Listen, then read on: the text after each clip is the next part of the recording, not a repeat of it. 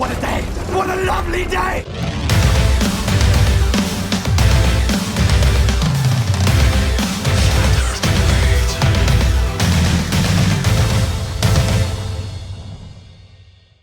Welcome to Flat Earth Debate, Uncut and After Show. I'm your host Nathan Oakley, and if you are new to this channel, or you've not done so already, then be sure to subscribe and hit the bell notification icon to keep up to date with the Flat Earth Debate. If you'd like to support the channel, there is a super chat that runs alongside each of these shows while they premiere. There's also a PayPal, Patreon and crypto link in the info box below the video. Speaking of Patreon, I'm going to do a quick shout out to all of you who do support me on Patreon. So a shout out to Adrian Quintana, Alistair Main, Billy Highvolt, Burn Fat Till My Stomach Is As Flat As The Earth, Chow Young Cat, Dank, Dave Rakia Gafford, David Wayne Foster, Edwin Johnson, Felix Hung, Fireball X, Godrockin, Jeranism, Kirsten Smith, Life Is Short, Matt, Naibai, Qatar Craig, Reinhardt, Rene, Sally Ballis, Sam Hine, Skeptic936, Texas Mike, TheFlatEarthChannel.com, Tina Baker, and Tom Hawkins. So a massive shout out to all of you for supporting on Patreon. Now we do have Righteous Force and Sleeping Warrior in G+. Very warm welcome to you both. Good morning, Nathan. Good morning. And we do have a few people knocking around in Discord as well, so hello to you as well. Hello from Discord. Hey Elijah. About 10 minutes, I think, before the live show actually starts, so feel free to chat amongst yourselves. Good presentation yesterday, Sleeping Warrior. 10 citations. What a joke. I put an extended comment on it, and it didn't appear, I think because I swore in it. So I sent you a screen cap. Any chance you can get my comment actually on there? It helps if you send me a screen cap if you send me an instruction for why you're sending me the screen cap, and then I know what you want me to do with it. All that right. would help. Let it be seen. Yeah, I'll sort that.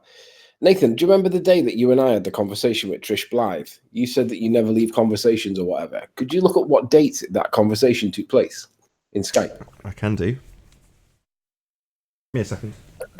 Yeah. In the meantime, I'll go to YouTube Studio and see if I can find your comment and release it. Good afternoon. Hello, Flat Hey.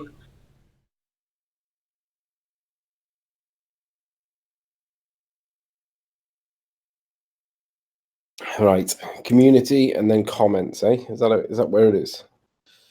Yeah, comments and then held for review. Let's see if Nathan appears in here. Wow, yes, there we go. These glow beds are science deniers. It's not that one, is it? No. Is there anybody else in the group?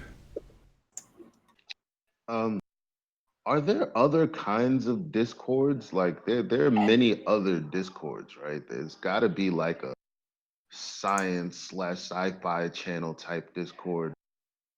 Because I mean, I don't understand how I'm reading. It's like early in the morning, still low energy in there, people just typing away. Blenderick says, there's no point joining Nathan's hangout. You'll get muted right away. Then why are you even in the Discord server? Why are you here at all? There is a point in joining Nathan's hangout, and the point is to tell people your dogma about how you believe that you live on a sphere and what evidence that you've got that you accept that proves it. But what doesn't happen anymore is the ballers don't join. They seem to lurk in the background like a fart in a lift. But we all They're know just fans of the show. Huh? But where are you meeting them anyway? I said they're just fans of the show. It's okay for them to follow their favorite show.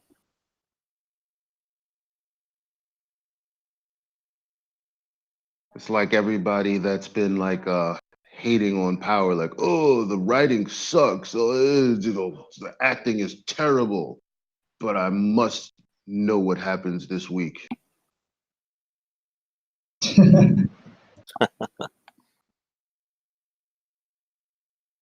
So, Nathan, I found your comment and I've released it. It was in the naughty bin. Can you read it?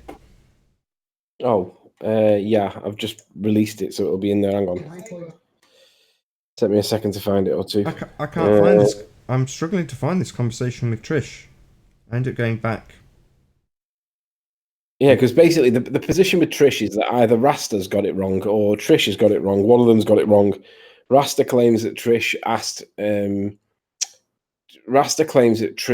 claimed that Nathan and I was given proof that she was a lawyer. And he asked me, was that true? And I said, no. I said, we never asked for it. She never volunteered it. I said, that's not true. And 2 weeks after he asked that, then it's become an issue. And the issue is that Trish says, I never said that. Rasta's like, yeah, you did. I'll prove it. So Rasta's now trying to find it. And I'm confident Rasta will find it. But it's whether or not she was trying to present herself as a lawyer by proxy to add credibility to herself.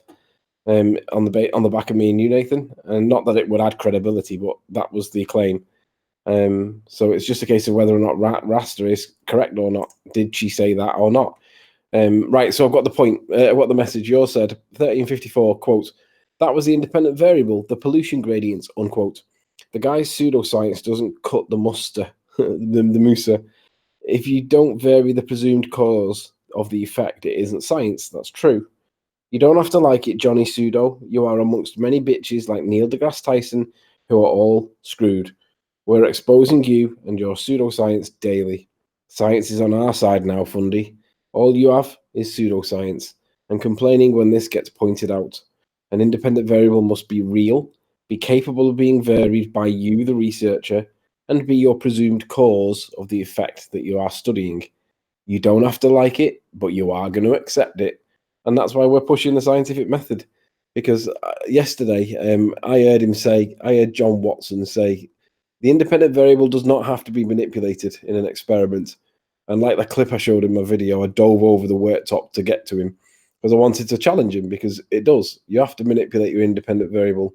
And if he's in there spouting his nonsense, right, it means that anybody that hears that go unchallenged thinks that it might be true. So everyone thinks now the independent variable doesn't need to be manipulated. But then when I went in to challenge it and I gave 10 citations that all say the same thing, bar one that didn't quite use the correct words, but it was still the same principal point, that now then people will be thinking twice about it. Because if I went in and produced just one citation, if I produced two, yeah, he's probably wrong and he should reconsider his position. But if I produce 10 and then I ask him to concede and he still won't concede and he still says that I was wrong, then what are we to conclude from that point that he makes? Because if I give him 10 that say you've got to manipulate it and he still maintains his position after 10, Nathan, is that not like the biggest amount of dishonesty that you'll ever see? Zealotry. Can you imagine if I had a conversation with Rumpus about gravity, for example, and he got 10 citations that said I was wrong? I'm not going to stand there and defiantly say I'm wrong. I'm right. I don't accept what you say, Rumpus. I'm going to consider my position and go, shit, maybe I did get that wrong.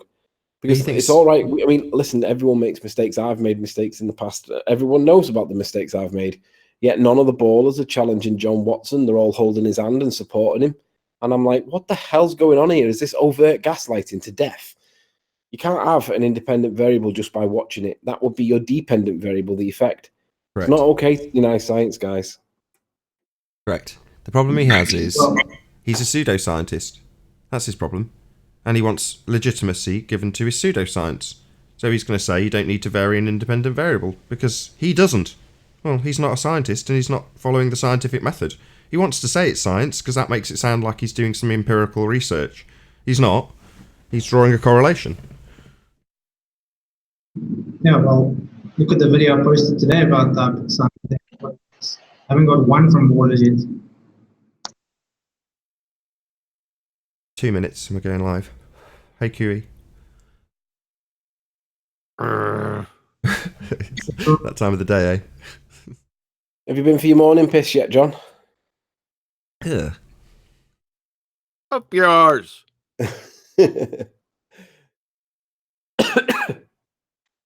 Good job this goes out on the second channel, eh? Wow.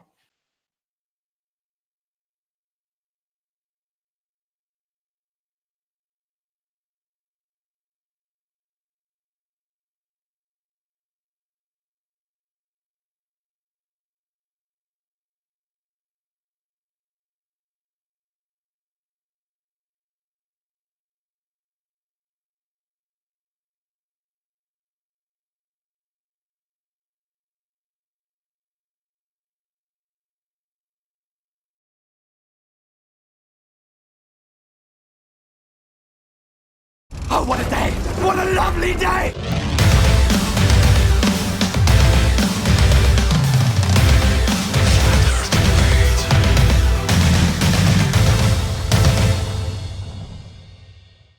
Welcome to Flat Earth Debate Live. I'm your host Nathan Oakley, and if you are new to this channel, or you've not done so already, how dare you? Then be sure to subscribe and hit the bell notification icon to keep up to date with the Flat Earth Debate. If you'd like to join the community debate, then go to nathanoakley.com and check out the Flat Earth Debate forum, which you should definitely all join.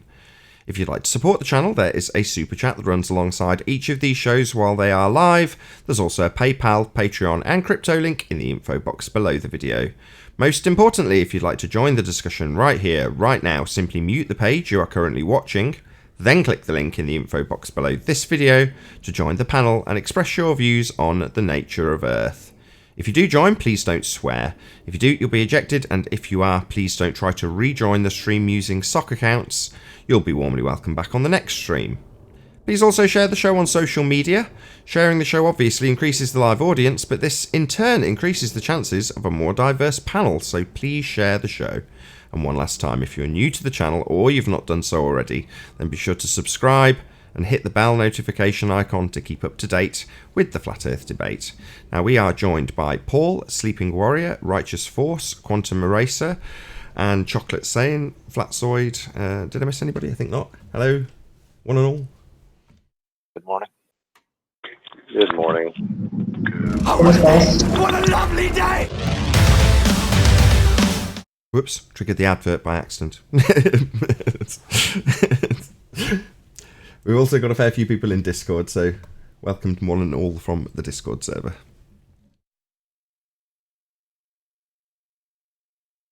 So,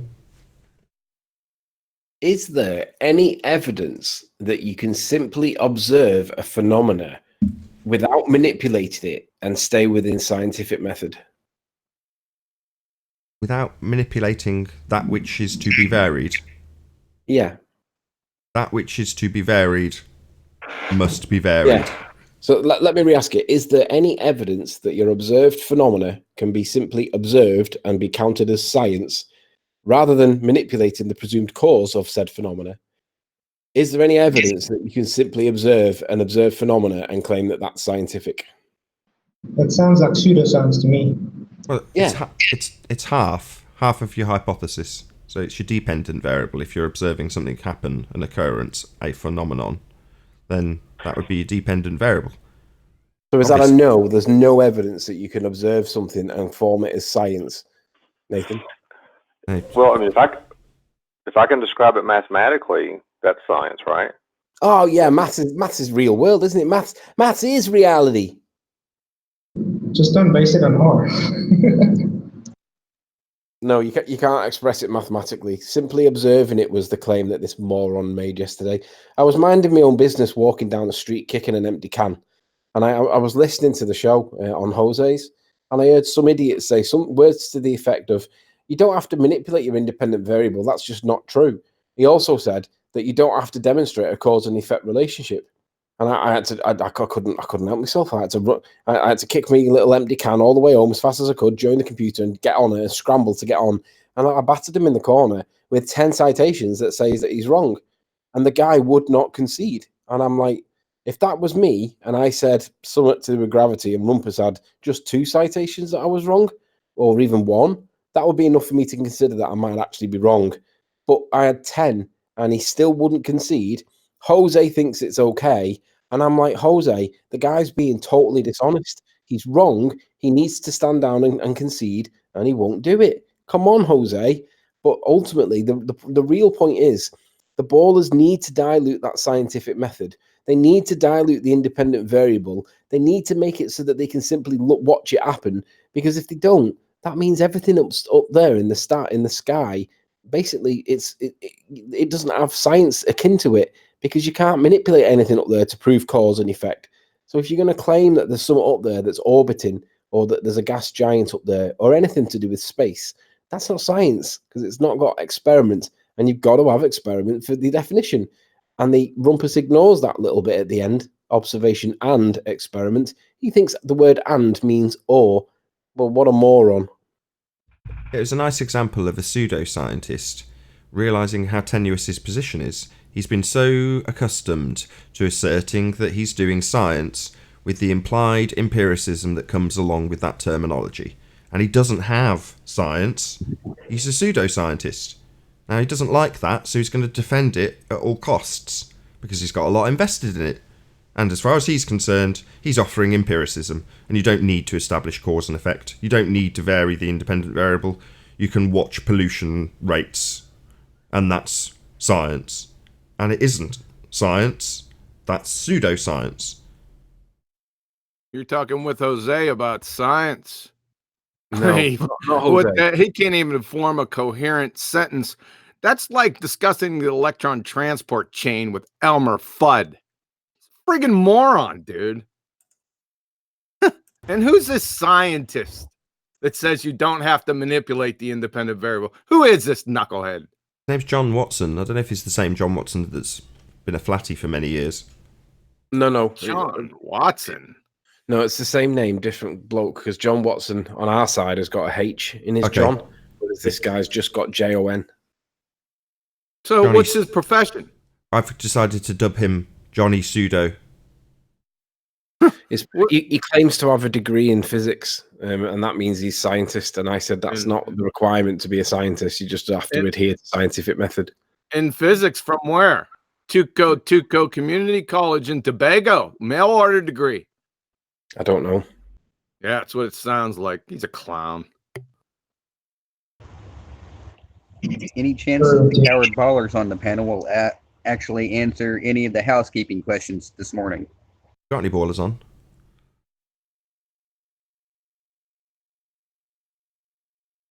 Keith, maybe?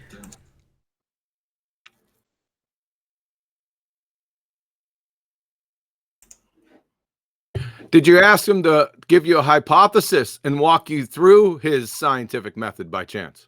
Yeah. I asked him to formulate his hypothesis, identify the independent variable, and all I got was, and it was a guy called not Channel Q, Channel X, I think his name is. I've not seen him before. He's new to me. And basically, I've never spoke to him before. And it was like he's been well rehearsed in this topic because it's the first time I've seen him. And he instantly groaned when I asked for what was the independent variable or what was the hypothesis, almost as if he'd been well trained, yet he's new in the topic as far as I can see. I just thought that was ironic. This is really simple, folks. To be science, you have to have experiment. To have an experiment, you have to have a hypothesis. To have a hypothesis, you have to have an independent and dependent variable. To have a hypothesis, 50% is observe a natural phenomena. It's just that simple. Now, you can put all kind of flowers around it. You can add stuff to it, but you can't take away.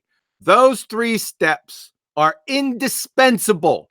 You have to have experiment. If you don't have experiment, it's wrong. That is the key to science. Experiment, experiment, experiment. You must have it. Jeez, oh man, after 3.5 years, you get it through your thick skulls. To be honest though, John, they did well. Spurs was in there with another guy, which was, I think it was someone like Flatzoid or someone, I can't remember exactly who it was, it doesn't matter, but they were back. They were attacking them based on scientific method and they were doing really well. It was good to listen to them because Spurs has obviously been paying attention.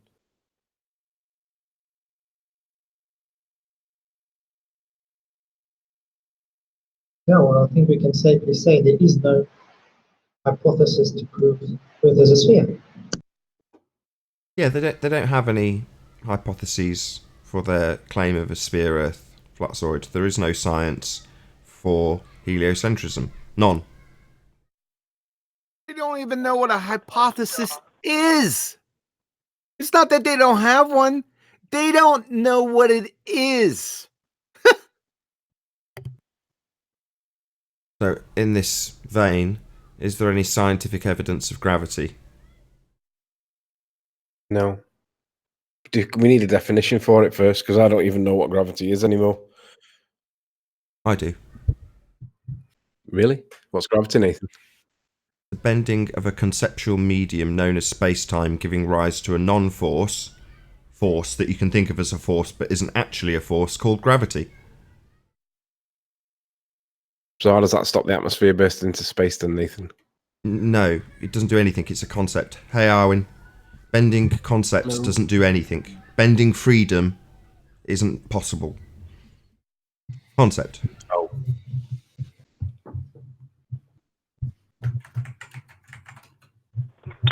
Unless it's really like the Matrix, and like instead of the concept bending, it's really yourself. Like there is no spoon. It is not the Hey, spoon chocolate! that Like bends. It is really yourself. There is no spoon. Hey, chocolate, You. get bent.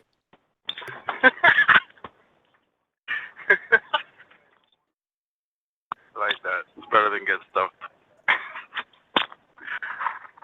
What other things do they have that they assert scientific validity to? Is the sticks and shadows actually wells? Does that get asserted as science? What is it? Sticks or shadows or wells? They don't know which one it is. Can somebody please tell me which one it is? If you go to the far from primary sources that are a bit older, they'll tell you wells. If you go to the definitely not primary sources that are a bit newer, they'll say sticks. I liked Zach's presentation on this. He keeps talking about him getting on his ancient mobile phone to talk to the guy thousands of miles away. You got that, Shadow, yet? On his mobile phone. The Aristophanes mobile, I think he called it, or something like that. That's right. That's right. What is it, like 800 kilometers? Oh, it's not as far as I thought. It's something like that. They didn't communicate by pigeon? Carrier pigeon? No, mobile Broadband? phone. Mobile phone. You got good cell coverage back then. The BC mobile phone, copy that. So that's where they get their R value from after they beg the question, and just automatically assume that they're going to be measuring a spherical R value. So no scientific validity to this assertion either. Just an assumption. About molten iron core, that makes its way into children's science books, getting looser and looser in terms of the validity they give to the word science in this case, but certainly in a science textbook. Any evidence of the molten iron core at the centre of a presupposed spherical Earth, using that R value? What do you reckon their observation and experiment was for the claim that they made that it's got a molten iron core? Because we know that they can only observe down as far as 8 miles or so, but that called a super deep borehole. So the observation is limited to 8 miles. What observation is there that qualifies beyond that point? And then obviously, let's just say they've got one. What experiment did they do to prove that the molten iron core was indeed a molten iron core? And they got their Mystic Meg prediction about that wrong also. Yes, seismology. Wait a minute, right? they shot radar. They shot radar down there. They did ultrasound. Oh, They did God, sonic. another radar bounce. What's it called? Is it seismology that they've applied? What? Radar bounce? No, What? into the core. Oh, no, that's sound based. It's like a sonar, but designated to go through sand and solid rock rather than water, typically. And that's what they do. They just unleash a device that unleashes a big pulse, and then everything that reflects back through resonance in the rocks and whatever picks up a pattern, and then they deduce from that pattern what they must be looking at, comparing it to other patterns they scanned previously in other locations and all that. What did they get? A spinning water ball dolphin? No, Made him surrender. their scans never even reach that deep. At a certain level, actually, there is just a point where the results will be completely inconclusive because things change under a certain pressure level and all that. So sound starts to respond differently. So it's usually only useful for the surface.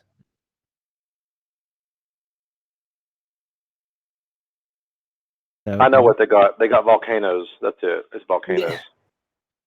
No, they're not actually. They're not connected to the molten iron core in their narrative, actually. Sorry. But it's hot coming out, Nathan. It's hot. Yeah, There has to be something hot molten down there. Sure, that molten rock's created by friction in tectonic activity according to their narrative. Now, again, I'm not saying that's true or not true, but it's not like a pipe from the molten iron core. That's not what they claim. Sorry. I mean, their story about volcanoes is equally just so, but there we go. It's not molten iron core related. Although there are people on the other side that have asserted that a couple of times.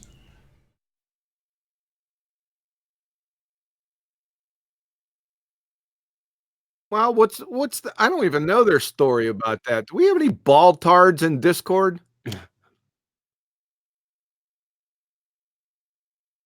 There's loads. No baltards in Yes, there's Discord, about eh? 4 or 5 ballards in here, but they're too scared to fucking get humiliated. Yeah, they're scared of us. That's the bottom line. Don't come up with all the excuses in the world. We've heard them all before. Bottom line is they know when they're not going to win. Why would you step in if you know you're going to lose? And that's really what we're dealing with here. We have a situation where there's an open door to any globers who can come in and present evidence. There hasn't been any in about 5 years. If you want to really scale it up, probably about 500 years. Because there isn't any evidence, and there never was, for a sphere Earth. We know it. They know we know it. And they're not going to defeat us in any of those assertions. They haven't ever. But we're just getting more and more efficient at taking apart their arguments, and nobody wants to be humiliated with their religious belief held bare for all to see. Once That's again, they'll extreme wait till the cowardice. show's over. Like, how could you not have some humility? You know, like, I am not as informed as maybe Quantum Eraser or Nathan or even Sleeping Warrior or any of you guys. But I'll still go in a room full of ballers and I'll still make my case. Because at the end of the day, I don't need an army to speak my truth.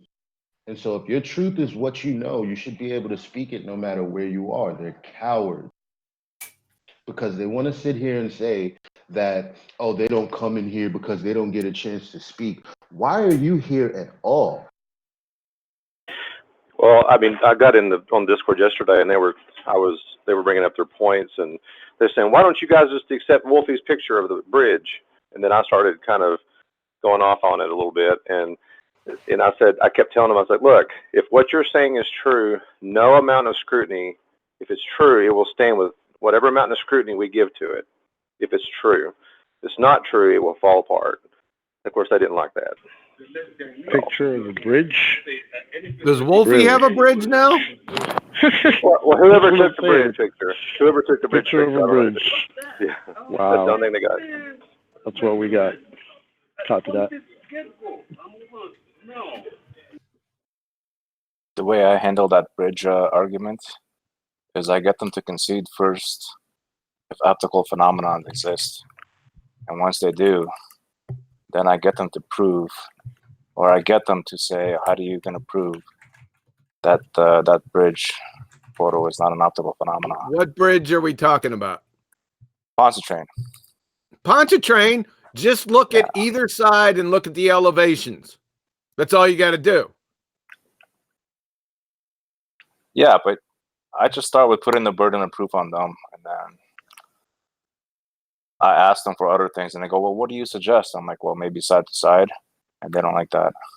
Yeah, that's what I used yesterday, and then somebody brought up don't you go to a lumber yard, and when you're checking a board, you look at it down the length of the board to see if it's crooked or not or bowed?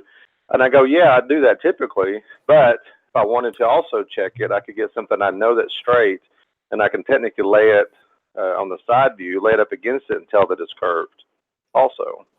So why don't you do that with a Pontchartrain bridge?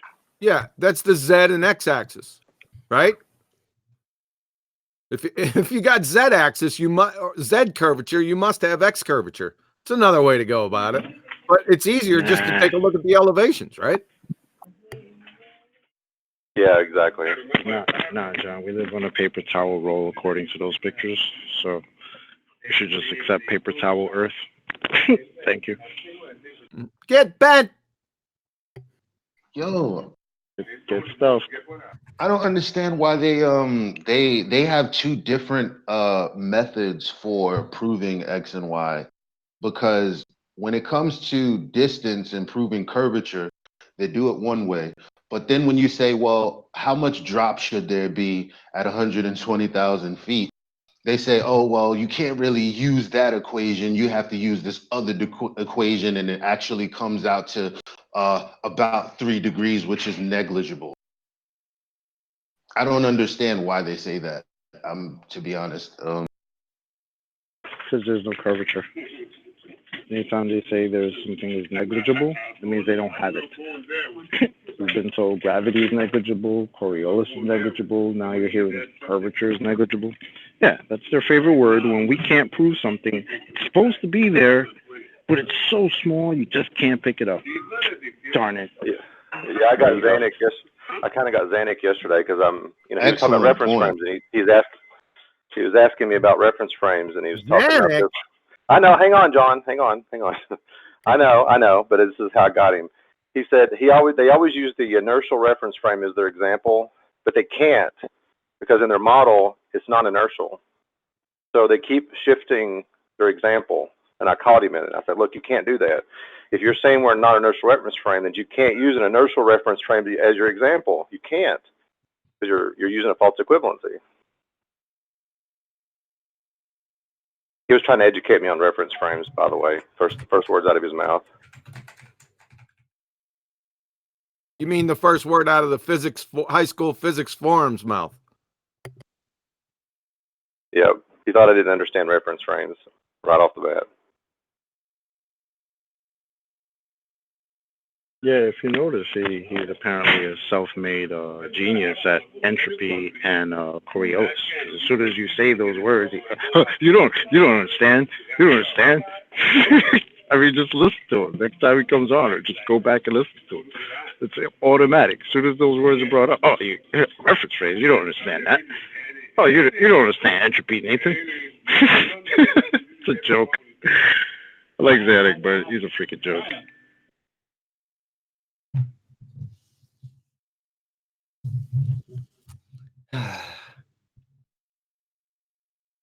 Yeah, they're jokes, but I'm running out of laughter, really. At some point, it's just going to be tedious.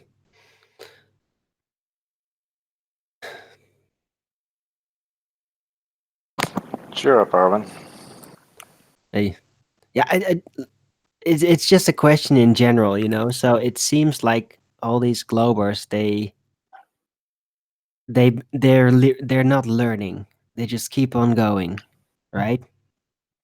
So what is the net result of all of that going to be?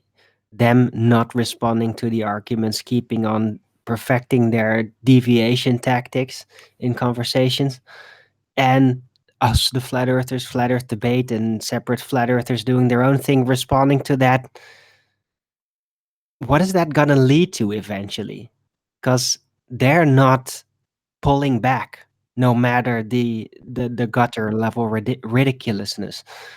So where's this gonna lead to, I wonder? And people's response to it all. Well, it works well for the media here in the U.S. We know they're lying, but they just keep on going, and people still give validity to them. Hey, your mic keeps on cutting off. You know, the beginning and the ending, so you might want to check that. Is that Elijah? Yeah, it was Elijah. Turn off input sensitivity off if it's on, and voice and video. That usually helps. Yeah, sorry, I just restarted my mic. But I was just saying that the media, everyone knows that they're lying at this point, but they keep going. So we can't just wait around for them to admit defeat. They must be crushed some kind of way. And I'm still thinking about how I hope all of you are. But that was like my whole point. There's a very serious chance that they will simply never surrender, ever, no matter what. That doesn't matter. You just expose them. You expose them and then laugh at them and then move on. Yeah, okay, I know that is what we can do, but I'm asking what is going to be the net result of it all? And the people's response, the outsiders, everyone. What's going to be the result of this? Is this going forward to somewhere? Or are we just digging, carrying the water from the sea to somewhere else? Yeah, carrying water to the sea, I mean. It's...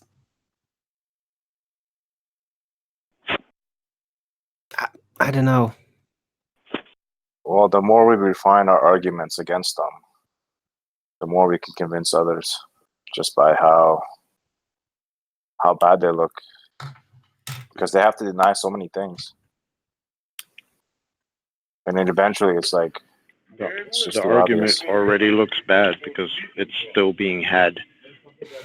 That's the problem. If the world was a globe, it would have been proven in 5 minutes. None of us would be here debating it or talking about it. We would just be living on a spinning magical water ball in a vacuum. I get it. Unfortunately, a vast majority of the people we deal with from the baller side just don't care. They overlook the defeats. Yeah, that's I'm the just trying thing. to picture how I used to think about like I picture what I would think when I would look at the sky, what I would think about the spinning earth, and it's hard to even imagine.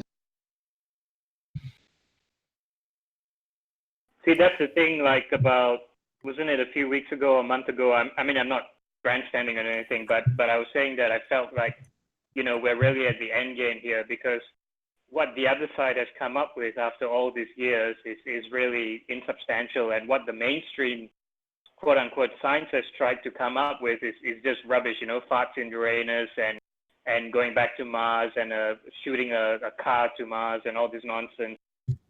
So I think the zeitgeist has almost passed, is that most quote unquote normies will just go on with their lives, and we're just picking up the dregs of the globers that refuse to yield, I think.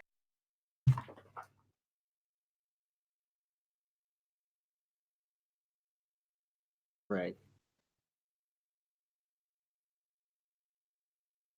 I don't know. I just wonder how long a way to go we have, really, or are we already approaching a saturation point? Wherever it think is, go to the saturated. end. Never surrender. Ask for no quarter. None shall be given. What do you want, Arwen? You know the truth. You know what your reality is. What do you want exactly? I don't know. I'm just trying to look ahead a little, because I'm just afraid that everything, that things will turn stale somehow. Like for us, not necessarily for the show. The show is going to be what it is, and there's plenty of people that are just going to be amused by what's going on, no matter what. But as to the whole, everybody that does get a glimpse on what's going on here and the arguments, and that is interested in actually understanding the science and not being fooled by stories. How is that? Are we going to be able to basically make a big group of people around the world conscious of this scientific method in the first place, And good morning. In retrospect, it took me quite some time even to get that part myself, as you well remember in the beginning. Some troubles with the concept of the scientific method. If I'm having trouble, then how many other people out there are they gonna be able to actually absorb it and then pass it on? Is it gonna pull the science, this contortion, the scientism explosion? Is it gonna be undone at some point, or is it just unstoppable? Good morning. Hey, 10th man. Hello. I don't know the answer to that question, Arwen. We can only do what we're doing and saying it as it is. Shout out to David Rakia Gifford, who says, people don't care because they are lost. Creator hidden by their, and I'm going to change your word, pseudoscience religion, Rakia life. Thanks very much for the super chat, David Rakia Gafford. Really appreciate your support. Thank you very much. Preach it, Dave. Shout out to Rakia. He's got some awesome sunrise videos on his channel. Does nice work with that camera. So shout out to Rakia Life, brother. You. Hey, Arwen. Can you hear me? Yeah. You there, Arwen? Yes. Can you hear me? Yeah. Just want to maybe give you an alternative to your question. So all these people who come on the show now, who have a record of fighting the nature of our Earth, after being shown evidence, once this thing gets in the open, they're going to go on the most wanted list. They can never show their face again. We'll have a separate show mocking them. Imagine all these people turning on the news one day and seeing admission that the Earth is flat, and they've been fighting it for years on this show. All their channels will go bust. It should be a fun day. Really? You think that's good? But what do you think that? Half of them I are want going to to say, respond to that for a second. Please, Chuck, I want to respond to that for a second, because I'm pretty sure it's not the facts as they are presented that is driving everything to be the way it does. I think that funding is driving everything the way it does, and I don't think. Is there even going to be a point where the government is officially going to admit anything? There's already kind of like individuals saying like, yeah, we think it might be flat, sort of, here and there, vaguely. But as for official admission, I don't think the governments can even do that. It's just not going to there's happen. official I don't see it admission happen. and there's official admission. So if you're looking for governments, forget it. But if you're looking for more people waking up and speaking, and just like the caller said earlier, we don't trust the government now on other issues. It's going to come a day where we don't trust the government on this issue by the masses. And all these people are going to realize that the ones that came on the show were defending a lie on purpose or out of ignorance, either way. But once they got shown it and they still defended it, it's going to be a fun day of putting up those wanted pictures to find out where all these people are who were lying all the time. They're going to have no credibility. They're going to have to change their names if they want another YouTube channel, like that scientist with Anthony yesterday. 10th man, half of them are going to say. Shout out to Awaken Narrative, says Billy Idol's unreleased ball without a curve. Thanks for the super chat, Awaken Narrative. Okay, you guys are forgetting one factor. Go on, I couldn't hear you, Nathan. Every time Chocolate opens his mic, he cuts you off. That's okay. Don't worry. Go on, Chocolate. I was going to say, half of those guys are going to say, ooh, I knew all along. That's how that's going to work. Once it's consensus, they're going to say, no, I knew. We're just making sure, just running the numbers. That's what they're going to say. You guys are forgetting one thing. You guys, because it's going to be a slow, controlled release, it just won't matter eventually. People will just be like, "Oh yeah, it's obvious," and it won't be a big deal. I've got why do we believe an opinion that it's seems to be a slow, controlled release, or why do we believe that the masses are going to wake up to this one day? This argument's been going on for centuries already. Like, the trick is that we haven't been talking about this, and then we came along and started presenting people with facts. But the reality is, they've always been talking about it. And there's always been this back and forth between scientists who believe in one thing over another. They still can't prove the Copernican model over the Ptolemaic model. So pseudoscientists, get that right. Not scientists, pseudoscientists. Thanks. Pseudoscientists, sorry.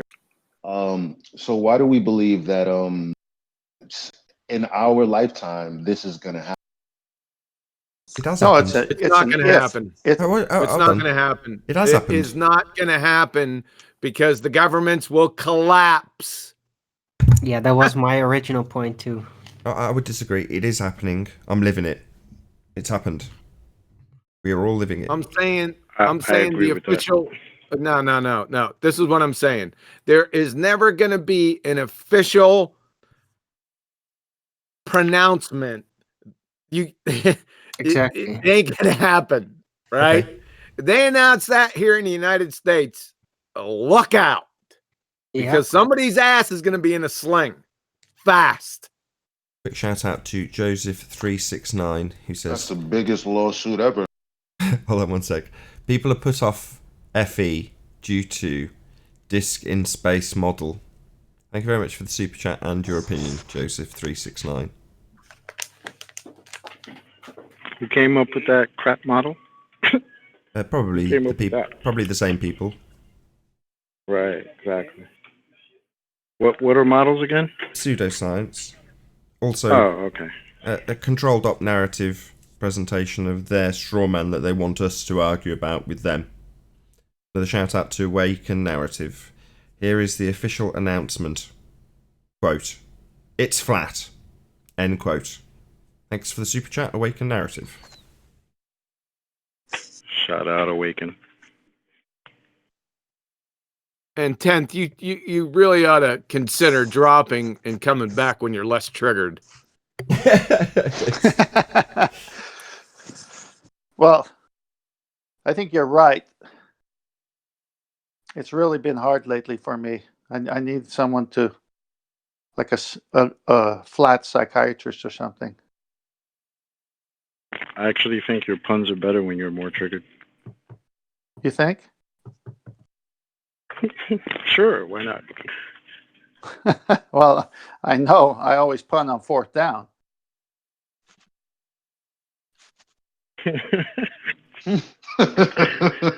Yo. Yeah, the puns often go off half cocked when he's not fully triggered. Oh, nice. Yes. And out of the chamber, the voice came out.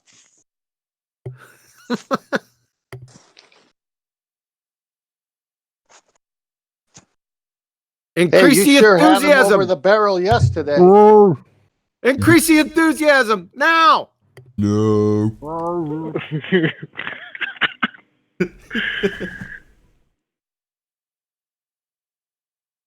Sorry, what Lily's was still the doing question? well on her bread and water.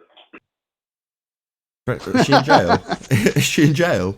I haven't let her out yet. The bread and water's doing fine though. It was very 1984, wasn't it? Some of Gravity. the things he said was very 1984, wouldn't you agree? Yeah. They were like Oh, he the... did his research before making that. Or he just read 1984 again. Because, you know, the little snitchy children, right? Gravity is not a force, but it's also a force. As funny as you are profound, Nth man. I actually got on the Globers yesterday saying, show me there is a downward force on the moon. That's a choice to me. Demonstrate it. What? Of course, they went to... Well, because that's what they're saying. Gravity is a downward force, right? Well, there's a downward force on the moon. There's a downward force on Earth. There's a downward force on the sun. There's a downward force on Jupiter. So go show me this downward force on these so-called bodies. It's based on the bending of a conceptual medium known as space-time, giving rise to a non-force, force that you can think of as a force but isn't actually a force, known as gravity. Didn't we cover this earlier?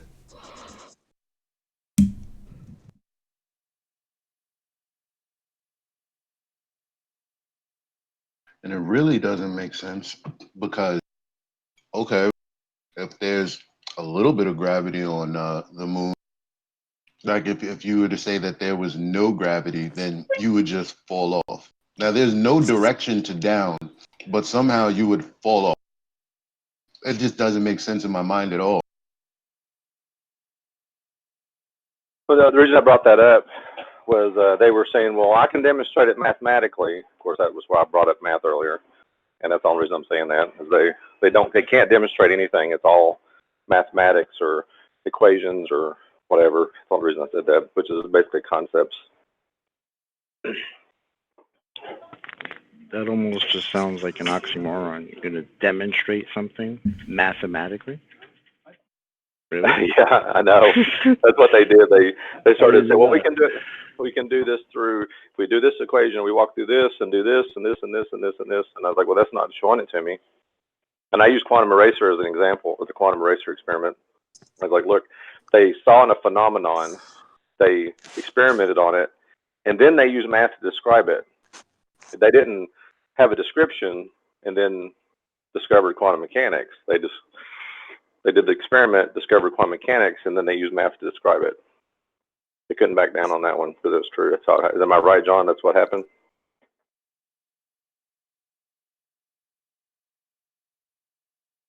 And of course, John's not listening. Yes, you're correct. The description would come after. In other words, if you're looking at a phenomena, in that very sentence, you've described the observation first, not the mathematical description. And yeah, once you've observed it, or even explained it by way of experimentation, you could then go forth to describe the explanation mathematically if you chose to do so or wanted to quantify it in some way. But that's not the explanation. The explanation, what's causing this, comes from the experiment. You don't need maths for that. Another shout out to Flatulent Unicorn. Gravity is a magical molecular force. No, it isn't. I mean, I'm really grateful for your super chat, Flatulent Unicorn, but it's not a force, magical or otherwise. Maybe that's why I put magical in there. I think so too. Thanks for the super Hey, chat. Chocolate, did you say mathematically or NASA-matically? Did you say NASA-matically? What did you say? Yeah, I actually thought you said that. Did you? No, I didn't. Okay. Well, you should. It sounds better. And I was thinking, I guess you guys know Bill Cooper way back in the day. And I remember him talking about the moon landings. And he just used the 1/6 gravity as his debunking of NASA. And I thought that was really well done. Because he said, like, you know, between the weight of the astronaut and then even the weight of the suit, if you do the 1/6 weight or gravity of that, so that astronaut, he would be superhuman, basically, you know, because he should be able to jump really high because of the lack of weight on him. That's my thing. That's my thing, man. I mean, all right, call me silly, but, you know, 1/6 gravity, I'd be jumping over everything. How are they falling? How are they falling down? Yeah, you can I would have been training to the point where I'm so ridiculously strong in that suit that I could jump over the lunar module, the freaking dune buggy, everything. It's like, why are they? It's just nonsense, man. I mean, come on. It's just silly. From the chat, Gleam said words to the effect of, the real question is, did Michael Jackson defy gravity when he did the moonwalk? And I would say, it wasn't called the moonwalk, it's called the backslide. But that's just part of the programming.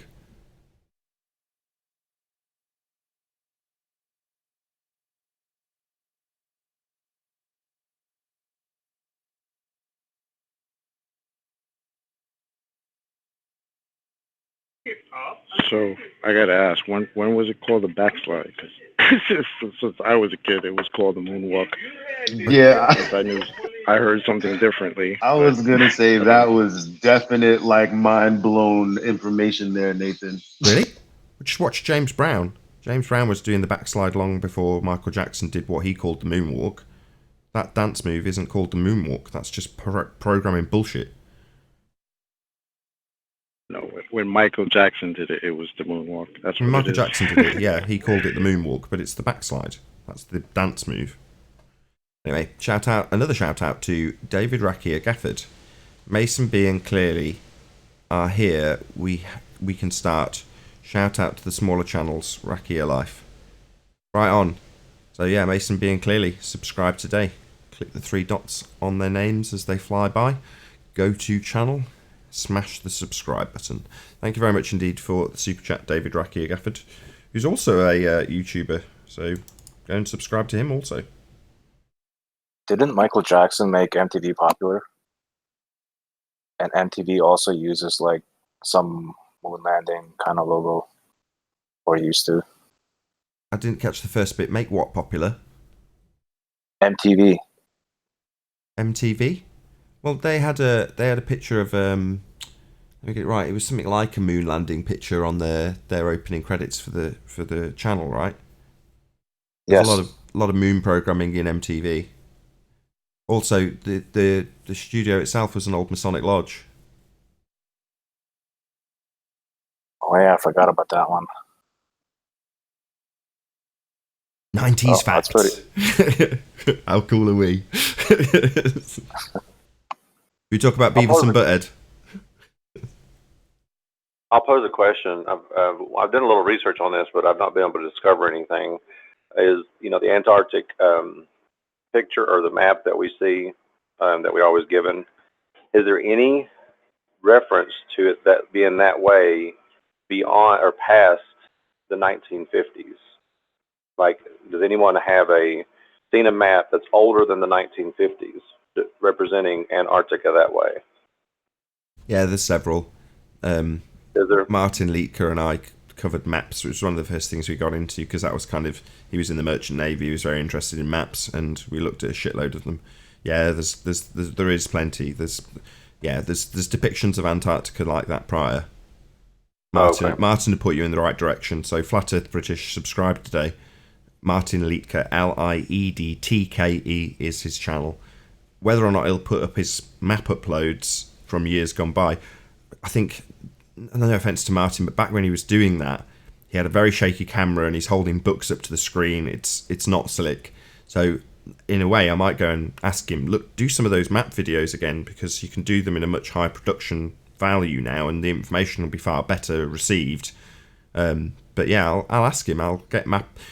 Before Flat Earth British was his sort of tag name, Mappy Martin. That's what I was calling him when I first met him, because that's what he was to me. Flat Earth British was just a new name that he called himself on a channel with his own name, Martin Leitke. So Mappy Martin, yeah. But there are certainly depictions of Antarctica prior to 1950 that look like that. Look like the current continent that they give to us all the time. That's what you're talking about. Yeah. Not that screen. Okay. Yeah, basically.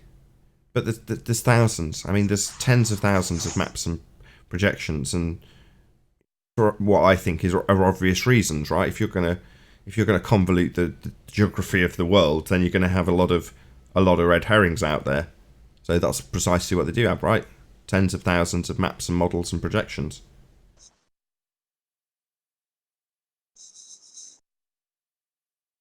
You're flashing, 10th man, but I can't hear you saying anything. I just came off mute waiting for a pause, but thanks for the go-ahead.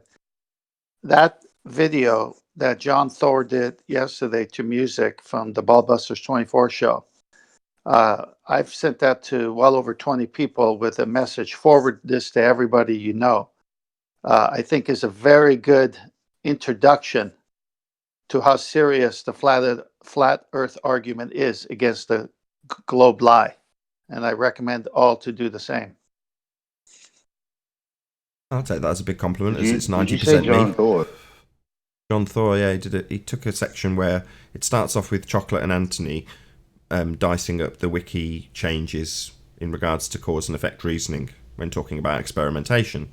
And they're sort of summarising it quite nicely, and then I go on a little rant about how basically science isn't on their side anymore. We were called science deniers, and in reality, they don't have any science. It's an overt projection of their failings to actually offer any science whatsoever for the heliocentric model. So he's taken that little rant and put it to music with sections of 1984, the movie from the 80s, and the I don't know what the soundtrack is. Piece of classical music, quite moving. When was this done? Yesterday. Oh, nice. I gotta check that out. Yeah, it was the video. I'll dig it out, see if I can find a link, and I'll stick it in the chat. Yeah, it's fantastic. I sent it to my good Italian friend, so it's already making its way around Lake Como.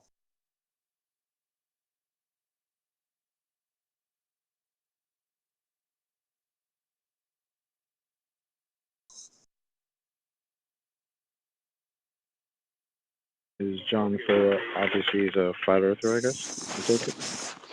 Yeah, it's Sounds of it. when you go to station. I think it's starts off with hoax, HOAX. I think that's the beginning of his. Really does good work to music. Not what you think it is. That's the Or one. when it says hoax and like the NASA crap. Yeah. That guy? Oh, okay. Yeah, I put a he's link good. to John Thor's channel in the chat if you're watching live, so check him out, go and subscribe today. But there's the video we're talking about. Another shout out to Awaken Narrative. When you did that, Hold on 1 second. you It did says, that live. Hold on. Just one more shout out to Awaken Narrative. It says, Chocolate saying, can you plug my FE channel?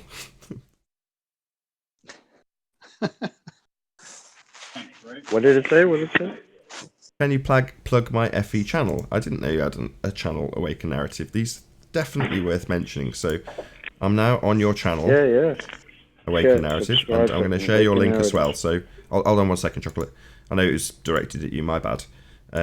So yeah, the links that have just gone by were to John Thor in regard to the video that we've just been discussing, and then there's another link now, almost now. There you go. There's a link to Awaken Narrative. He's got a couple of thousand subs and quite a lot of content, so I've subscribed to you. Thank you for letting us know. If we don't know this, we're not going to subscribe. So yeah, you've got to be fairly cheeky about it and say those sorts of things. But thank you very much for the super chat. Awaken Narrative. Sorry, was that Chocolate I was talking over? Go ahead, Chocolate, sorry. No, you plugged it for me, man. So, yeah, subscribe to Awaken Narrative.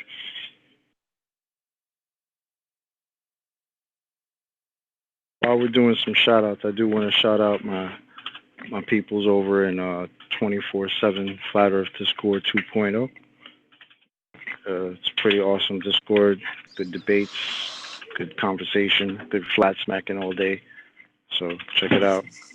Special shout out to Jose Meza, FE Jedi, Emma, AI, Crypto, all my peoples over there. So big shout out to them. Check it out. 24/7 Flat Earth Discord 2.0. Do it. Jose Meza's ace. Is that Chris? Hey, Chris. Can you send me a... Hey. Just before we get on to more shout-outs and stuff, are you about Quantum Eraser? I just want to ask a quick question about direct fire versus indirect fire weaponry. Yeah, I'm eating breakfast, man. Can it wait for a couple minutes? Yeah, we can talk about it in the after show if you want. All right. How you doing, Chris? Good. Excellent. Thought I'd join. Chris, what's up, man? Say hi. I've seen you around, Chris becoming a bit of a debating ninja from what I've been watching. You know, a little bit. It's hard because, you know, if you've ever gone to Jose's or anyone who has chocolate and Arwen, we all know that you can take one or two or even three ballers, you know, at a time. But what happens is they'll have 4, 5, 6 people all shouting at you, asking you 6 different questions. And it definitely gets confusing and it does throw you off your game. I mean, if it were one-on-one, like I had a one-on-one with Brenda yesterday, I mean, I was obliterating her, right? She went back to the whole, well, yeah, Shu is, you know, all observations are science. A Shu is natural observation. I don't know if you caught the conversation around the dice. Like if you have dice and they're loaded, right? That whole thing, I mean, I don't want to get into it, but it's absurd. And I actually didn't do a great job of explaining it. I could have done a better job. And then Travis got on and tried, and then Sleeping Warrior got on, and I think everyone saw his video after that and didn't get much better. But yeah, I mean, you can debate them one and two at a time, but anymore, it just gets confusing.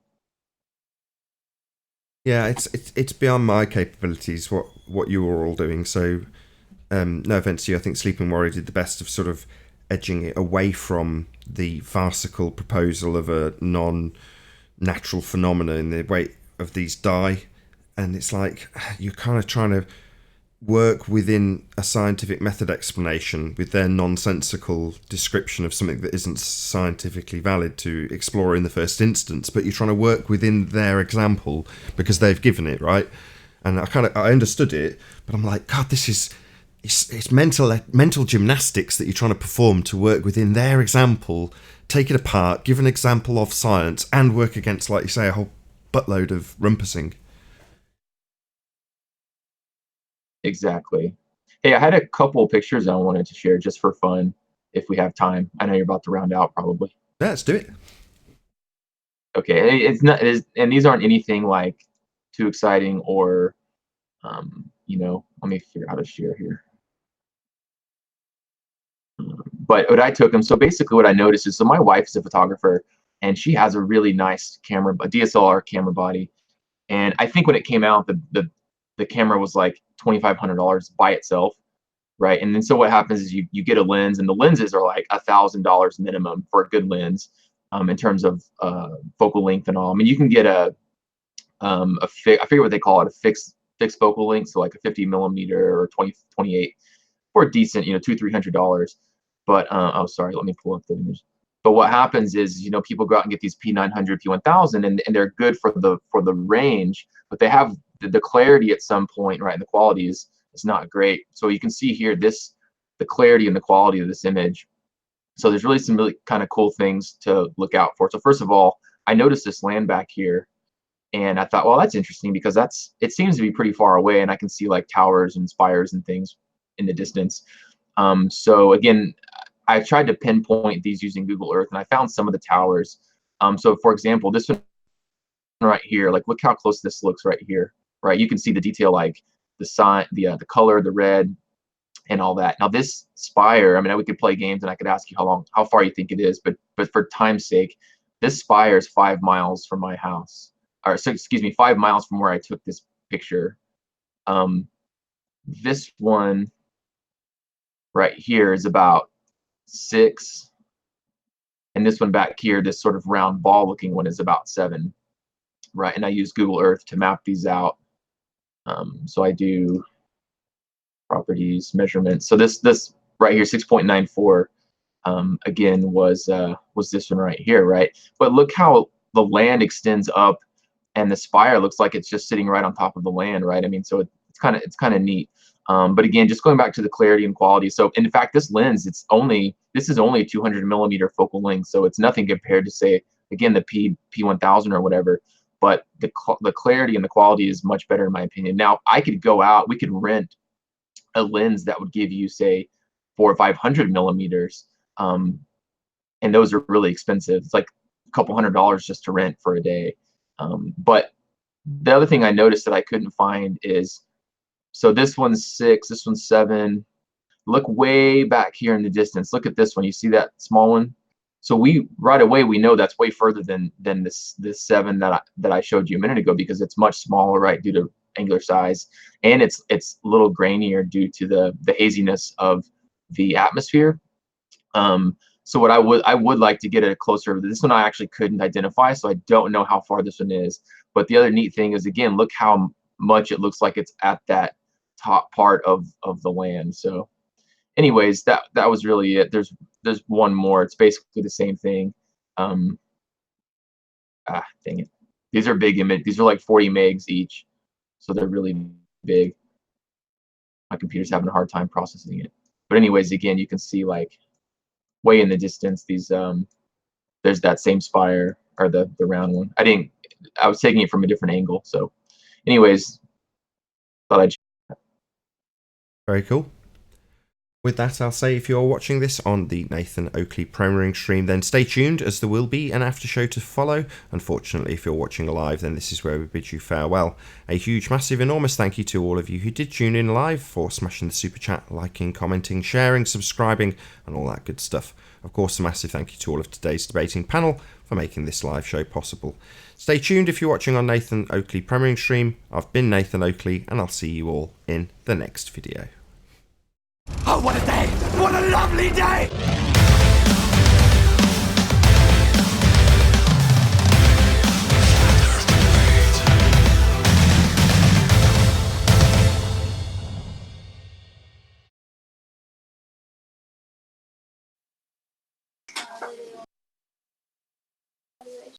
Good stuff, Chris. Thanks for that.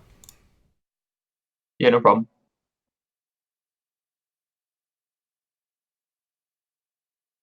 I wish I had a longer focal length, but like I said, those are expensive. I was looking on Google just before this for fun.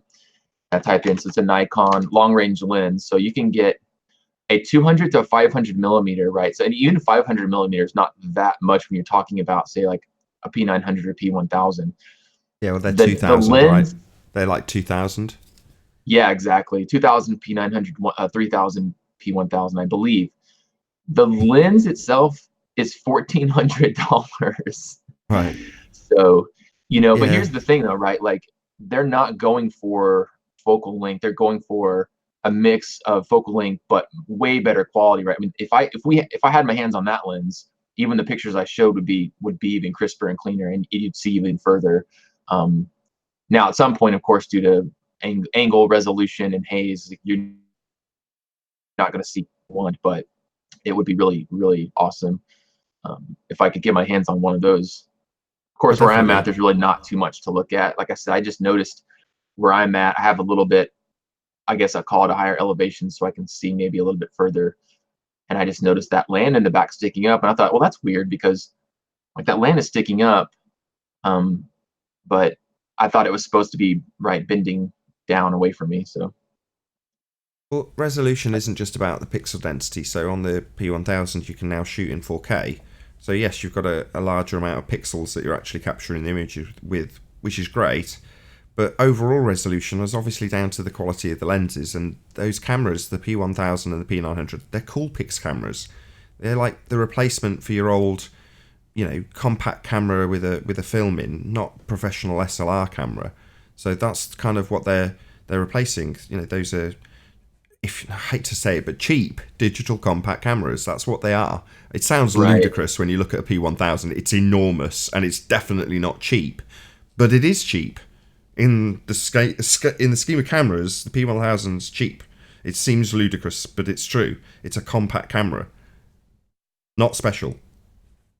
Just got an enormous zoom, which is its only, that's its feature. It's a compact camera with an enormous zoom. And that's basically it. But in terms of, the actual resolution of the image, in terms of its overall quality, it's not that high. Right. Yeah. And so I was looking, so I wasn't sure. So even the P1000, unfortunately, they didn't increase the megapixel. I'm not sure why. It's 16 megapixel in the 916. My wife's camera, those pictures I was showing were 36 megapixels, right? So 20 megapixel more. And again, that's why you're getting that clarity and that quality. It's a much better overall camera.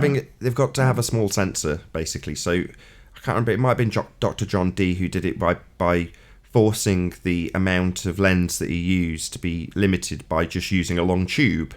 And that's essentially the same principle in a P1000 or a P900. You're only using a tiny bit of the actual size of the lens, so you don't end up with massive amounts of lens distortion on that giant lens. But it means that the sensor has to be small for that to work. The opposite of that, when you see them at a football match with a massive telephoto lens on the end of it, the size of the actual lens at the end of it is enormous by comparison to the lens that you get on a P1000. So while it may seem big, again, if you look at a sporting telephoto, they're monstrous. They're just massive. They're the size of telescopes. Exactly. Those lenses you see, those are multi-$1,000 lenses just for the lens, like $5,000 just for the lens. That's how good those lenses are. Unfortunately, of course, we can't afford something like that. But like my wife used one of those lenses. She went to actually a rugby match here in the States, and it was what do they call it, like a non-pro league, like just recreation. And some people that she knew, and they wanted her to take the pictures, and so she went. And we had to rent it because, again, this is like a $2,000 lens, or I think it was a static or a fixed 300 mil. And the thing was huge. It weighed like 20 pounds. It was massive. I love it. Very techie. Yeah. I mean, she knows way more about it than I do. I mean, she's been a photographer now for like, I don't know, 8 years. And she's a Photoshop expert. It's unbelievable some of the things she does in Photoshop. not just with lighting and colors and quality, but with like, the things you'll see people like putting faces where they weren't or removing things. She's literally an expert at it. It's unbelievable. It's all, albeit a slightly tangential aside to this subject of the flat earth and the reality we're presented with, but the fake reality I've been watching a little bit more about because it's fascinating for me because of the computer aspects with like ray tracing technology and things, in terms of how they're improving the faking of things on a screen to present to you. And it's come on in the last, I don't know, 3 or 4 years, maybe a bit longer, for the people actually producing this stuff. It really has come on leaps and bounds in terms of, they're getting the shadows really spot on and the details really correct and the lighting really, really, as close to reality as you can possibly imagine. It's not going to be very long before you won't be able to tell the difference between something that's CGI and something that isn't. It's so close now, it's untrue. Even in video games, it's pretty damn close. Right. That's scary. Yeah. Scary for all the people who are a slave to their television screens. Because not only will they not know if the story itself is true, they won't necessarily know if the imagery is true. Which is quite scary, right? Right. And it's like, on some of the debates, people still bring up ISS and like, well, how are they floating around in the ISS, for 2 or 3 minutes on end? And I'm like, well, have you seen, what's that Sandra Bullock movie or any of the space movies? 2001, they have people walking upside down, like it's camera tricks and it's hairspray and it's wires, right? And it's all what's they call augmented reality. And I'm like, I'm not, we don't know for sure how they're doing it, right? That's an argument from incredulity, right? That the ballers are displaying is, well, I don't know how they're doing it, therefore it must be real, basically. Or how are they, I can't imagine them faking it, so it must be real. But yeah, that fakery, I think that is probably where this lie breaks down. I think it all, as much as I've kind of gone full circle with this, at first it's like, well, the moon landings don't prove a flat earth. And then you move back onto the original assertion because the two were so closely strung together in 2015-16. That's where there was like a segue. There was also the backlash of the people who were saying moon landings aren't real but didn't like flat earth, but that's a different story. But it does prove it for many different reasons. The journey's fake because of fake space. There's an aspect to that story, though, that was just too soon. They didn't have the cinematography to actually pull it off when they did it. If they'd have done it now, I tried to pull that off now, they'd have probably got away with it. They could have probably faked it well enough for us to have not been able to pull it apart for the fakery that it is now so easily. So that for me is probably the turning point when they faked. They went big too soon, in my opinion. They should have waited to fake it, and we'd probably be none the wiser.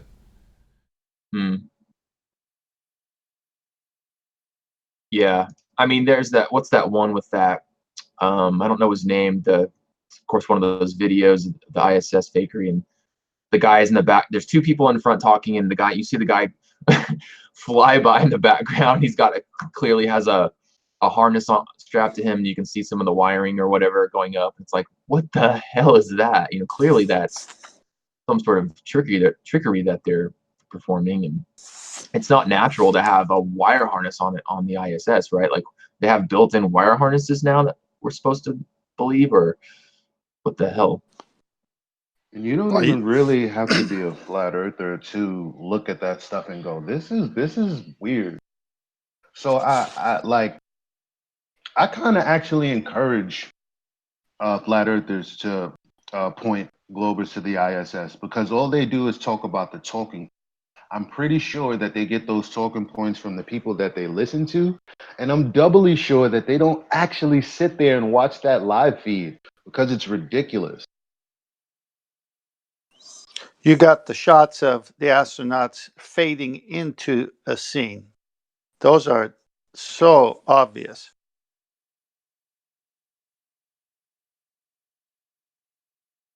Yeah, that's kind of half the problem. A lot of the fakery is overt. There's even been people like JLB who've postulated that it's intentionally overt In other words, if you're so dumb that you can't see this is fake, then that's on you. Yeah, that 10th man, that thing you're talking about, that effect where they go translucent, like, what is that? Why would they need that on the ISS? Like, that's some advanced imagery, right? Yeah, I mean, if you take a video anywhere and someone comes in from the right side of the frame into the left or any side of the frame into the other direction, you're going to see a whole person. You're not going to see a fading gradually and then the object behind it being seen through the guy's body as the fade develops. You just don't understand space. Stop being so triggered. Wait, I don't understand. You guys have never seen people just fading in and out on wires. You guys don't see that usually. They see it. They have to see it. But, no, most of those people are shallow. Hey, John. Yesterday, I think Nathan was talking about if he had a Lamborghini outside of a 7-star hotel and posted it, maybe he'd get 2-3 views. But if it was a picture of bacon and eggs, it'd go off the chart. How many views? So obviously, when he asked you for your opinion, you were eating bacon. So is he right? Yeah, that was a Facebook example. Yeah, I'm just talking about the power of bacon. When you asked QE to chime in, he said, "Hang on, let me finish my bacon." Oh yeah, that reminds me. So indirect versus direct fire weapons. You had a cum virus yesterday, and when I listened to it back, I know you gave some explanation to it, but obviously I'm not into artillery. I'm not into guns, so I didn't understand the argument. But it came and went a bit too quickly for me to understand what the argument was. That was basically what I was kind of hoping you'd chat about, QE, if you're willing. Isn't it self-explanatory? I mean, you don't have to be expert combat arms to figure out direct fire versus indirect fire. Direct fire is like rifles, missiles. Indirect fire is, used to cover dead space areas like mortars or artillery, and those are usually, high explosive rounds or incendiary rounds or other types of rounds, whereas the railgun is not loaded with any type of explosive. In fact, that was one of the benefits of the railgun, is they didn't have all that ordnance on board. So it's just a projectile. And the railgun kills by kinetic energy, speed, right? And if you fire the railgun at any angle, like for death, it's so ridiculous. I did a hangout with Robert Pisano on this, man. I should run that. Or I already did run it. I can't even remember. If you're lofting rounds with the railgun, you lose the kinetic energy. It's going to lose its speed. It's going to lose its, entire mission in life. It's so stupid. It's pretty ridiculous. But go ahead. I brought up the railgun the other day to somebody, and just remind me, I couldn't remember. It has to be line of sight, right? It is laser. Is it laser pointed, or is it just they look at it and they shoot it? It's line of sight. Yeah, it's controlled by GPS. I know, that's what they were saying. They were saying, "Oh, you can shoot at something without having to do line of sight." I was like, "Well, I don't think that applies to the railgun. I think it has to be line of sight, like a rifle, like a sniper, like anything else." So, right, it's just direct fire is just like a rifle. Another example of indirect fire would be M203 grenade launcher, right? It's used to take care of dead space area. What do you mean by dead space? Things you can't see, like behind obstacles, like on the other side of the hill. They're there, so you just loft friggin' bullets on top of them, right? But those, like I said, those are high explosive, incendiary rounds, things like that. They're tipped with explosives or something, inside the head of the bullet. But the railgun is just a friggin' hunk of metal. right? That's the difference between it. The subject is I think so what they're ridiculous. trying That's to why I dropped the argument. And the curvature comes into play on that gun because of its line of sight. If the target is That's 125 miles away, then it should be on the other side of the curvature, correct? Precisely. Yeah. Well, I Is that a think good what they're explanation? trying to You say need any is the more? railgun You works need like a any more bullet. explanation on indirect and direct fire? Makes sense. Well, it's not that I need any more explanation. It's just it's hard to phrase it to you, but I'll just try. I want you to dumb it right down and say, how is being able to see something very far away and shoot at it? How is that related to them arguing that Earth's a sphere? I don't really see any connection. Well, it's just like what Paul said. You're talking about max effective ranges, and if you get a range, I can't remember the max effective range of the railgun, but I remember it was a depiction that I had of shot 125 miles away. Now, do the calculations on 125 miles, the railguns, you could put it at 100 feet elevation. I wouldn't even go that far. It's similar to the Evolved Sea Sparrow missile, about 80 feet elevation. Well, you can't see 125 miles away. So that's the point. So it's the max effective range versus the curve or the supposed curve or the drop. And it's contradictory. Therefore, right? There is no drop. Earth is observably flat. Yes, exactly. And to be clear about something else, John, what's the railgun's typical target? Like we've got, they got air to air, air to ground, ground to air. What is the railgun's typical mission profile? It has to be surface to surface. Let me interject this into the conversation real fast. Tried 3 times, bro. I think they're looking at it like a bow, which is what's helping them think about it go around a curve.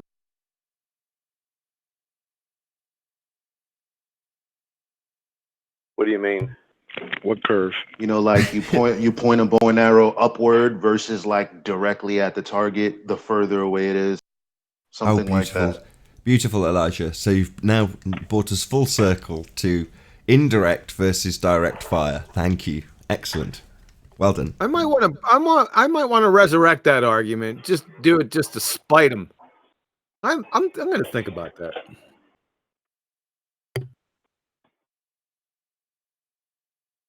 Right. So in other words, these direct fire weapons, the implication of a sphere Earth is that they're dropping around a curve and hitting something that isn't actually visible. Or maybe it's a slightly looming non-standard refraction hyena holographic projection of something from beyond Earth's curve that you're firing at lower than as it drops. But that's just not the case. It's to summarize what you've just explained, it's using its own momentum to be destructive. In other words, if it's reaching the point that it's dropping, it's no longer using that force to be the destructive weapon that it is, correct? Right. I don't know how much the rounds weigh, but just think about it, right? You're in a tank battalion, and now it's probably pretty scary to have like 25, 50-pound hunks of metal falling around you, but I mean, as compared to like high explosive or incendiary rounds, it's so stupid, man. I mean, even a spoon, a cook, a cherry private would laugh in your face, right? It's just, it's really stupid. Well, and to be a little bit more clear about it, because I know the Globers will bring it up. The bullet, no matter what it is, whether it's the railgun sniper, it is dropping. So they do have to have some level of accounting for that bullet or that projectile to drop even over the distance. But because the speed is so fast, the drop has very little time to take effect on projectile, right? You understand what I'm saying? I think it's, I didn't know where he was going. He kept on saying bullet drop. I'm sitting there. What's your point? He didn't have a point. He's just stating a self-evident fact. Didn't have anything to do with the railgun, and has everything to do with everything. Well, it's going so fast. Can I ask a question? Yeah, go ahead, 10th man. Sorry, Paul. The railgun is clocked at, as I recall, over Mach 7. So Yeah, I think that's correct. So it's moving like nothing else. And that kinetic energy is what, obviously, when it hits whatever it's supposed to hit, without any kind of gunpowder or explosive, just that force will explode everything. I've seen the tank destroyers, the shoulder-mounted tank destroyers, where that goes through the armor of a tank. It just goes right through it, but the kinetic energy within the tank makes the whole tank explode. So it's a similar thing, except it's going much faster. So when they say a rail gun is 100 or 125 mile range, obviously they're not shooting targets that far away. They're shooting targets 30, 40, 50 miles away because of the speed. It's going to get there before that target can maneuver. So, Mach 7. Wonder how it's That's accounting like, for curvature moving that fast. That's like over 5,000 miles an That hour. closes Right? the gap of misunderstanding. I was just going to say, that's over 5,000 miles an hour. Is it doing that when it leaves the barrel? I know it's an enormous thing, but I'm just thinking, what kind of acceleration does that projectile experience? That's phenomenally fast. And it does it over such a short distance. If you look at a railgun, the railgun's probably maybe 30 feet long. So it's accelerating from 0 to Mach 7 within what, 30, 40 feet, whatever it is. That's what I'm asking. The acceleration, that's the bit that you're like, wow. I mean, obviously, the speed it's going is phenomenal to begin with, but to get it from nothing to that, wow. Here, I got some numbers for you. This is from Wired.com. The Navy's new railgun can hurl a shell over 5,000 miles per hour.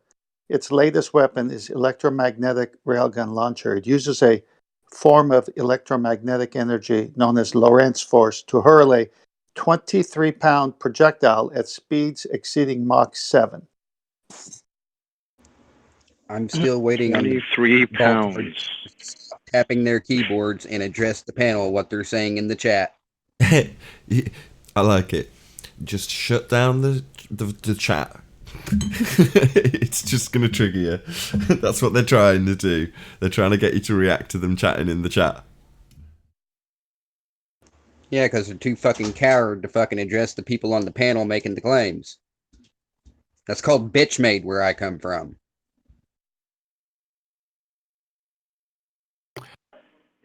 I hear that, Matthew.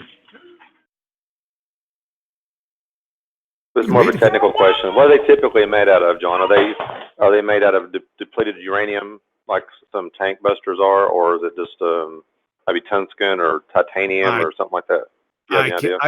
I can't remember. In fact, isn't the railgun mothballed? I think it's buckshot, isn't it? It's not buckshot. It's birdshot. Back to my question, geez, oh man. Didn't they mothball this thing? No, it's definitely not firing mothballs. That's absurd. I'm not saying under firing mothballs. Didn't they stop the project? I don't know. I've not heard that.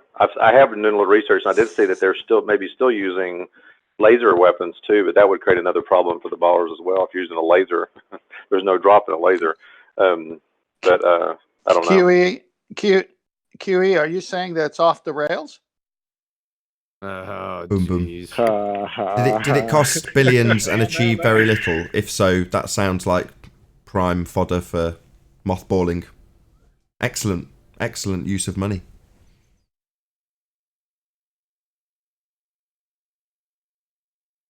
I'm trying to find a picture of it. I used to have one. I think I got rid of them. Maybe it was scale, because Paul said something like 30 feet. When I've seen pictures of the railgun, I thought it was much, much bigger than that. I've got one here. I got a video. I'll try not to play it so you won't get copyrighted strike. But I think this is the one that maybe they're hanging on here. You can stick it up and scrub through it rather than playing it. Obviously, yeah. Obviously, we're commenting on it. Whoops, wrong. Right, hang on, I'm using the wrong. thing here. Bear with me just a second. Got too many windows open and it's trying to pick the wrong one. There you go. Can you see it? Mm-hmm. You make it big, please. So, yeah, there you go. I would say that's 20 or 30, probably 30 feet long, maybe. Guessing. Yeah, you've got those. No, I think it's bigger. Look, those are containers next to it or above it now in the frame. Those white things, those are presumably semi-truck containers, correct? Yeah, there's storage container right there. So yeah, So might be a little bit longer. I think it's bigger than that. I'd guesstimate that it's 80 feet long, maybe even 80 feet. It's a monster. Look at it; it's massive. That's terrifying. That's pretty terrifying to look at. Scary as shit. Well, here's a firing of it. They actually put it inside of some kind of casing, and then project that comes apart once it gets into the atmosphere, and then you just have that sharp, penetrable projectile. Can you find the couple of seconds where it actually fires? I'm sure we could get away with like a couple of seconds. Hang on, let me find it here. There we go. That's it. I'll keep the voice. Oop, that was too. Let me find another one here. I'll take you off while it's scrubbing and playing. If you can let me know the few frames where it actually lives. You do what I want I think that's it. Go on. Oh, so there was one. Did you see that one? Or you have to tell me. I'm taking you off because I can't let you scrub and play. So just let me know. Oh. Okay, sorry. I think. I guess this will work. It's a few seconds here. Should I put it up? There you let go. Me know when you're ready. Okay, let me back it up just slightly. Okay, there you go.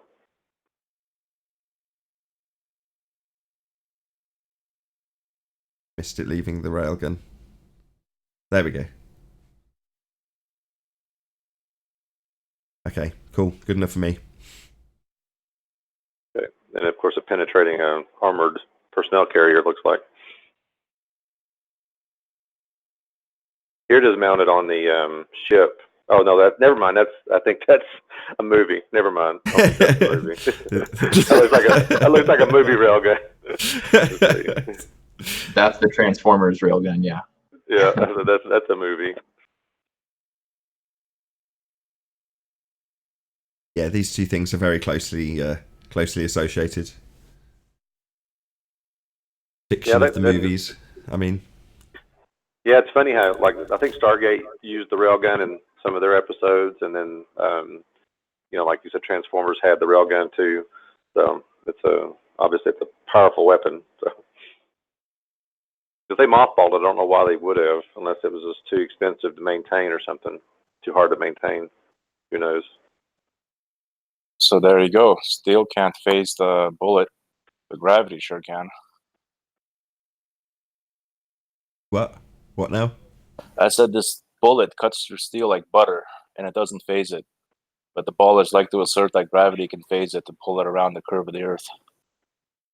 Well, let's say even if you give them that, so to speak, that it can pull it around the Earth, you still got to see it. So what Nathan was saying is accurate too. Then whatever they're shooting at has to be loomed up over the curve. So that's what they have to say. It's either you can see it or it's loomed up. One of the two. Right, Nathan? Is that what you were saying earlier? Yeah. If they're shooting at the slightly looming non-standard refraction hyena holographic projection of a target from beyond Earth's curve that's presupposed and based on the reification of a horizon that's actually a not actual location, well, if they do that, then they're shooting at a hologram, so they're not going to hit it. So they've got to assert that in the same mathematics of the light curving around Earth's presupposed radius value, that the bullet also drops at the same rate as the light bends, so that when they aim and target a hologram, it's actually going to hit the actual item that's below it being projected up from your vantage point. I mean, the crock of shit that they'd have to spew to make that circle a square is pretty big. Hey, can you share my screen? I'll show you what sent the ball tards off the reservation, man. Just let me know when it's sharing. You're on. Yeah, it's this graph from BAE Systems.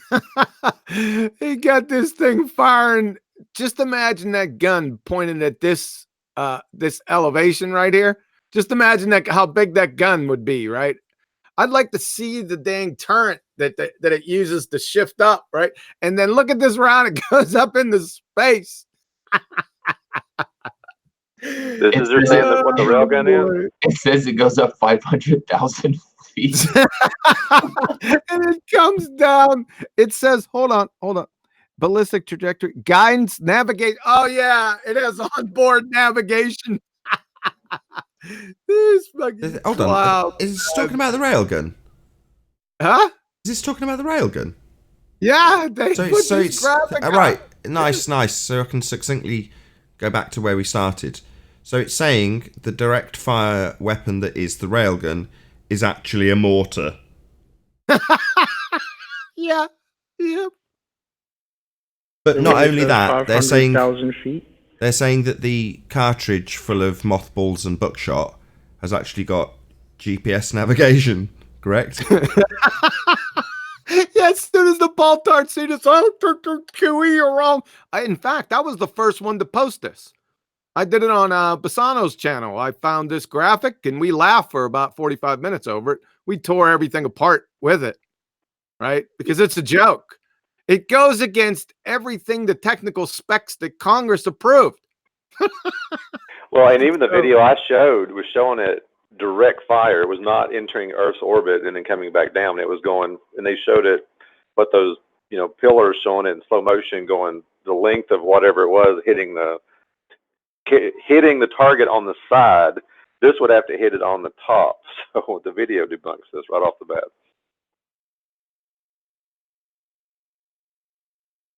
Sorry, I didn't mean to talk over you, John, but I went on a rant. No, not at all. No, perfect. You're absolutely right. It's like it shows going into the top of the tank, right?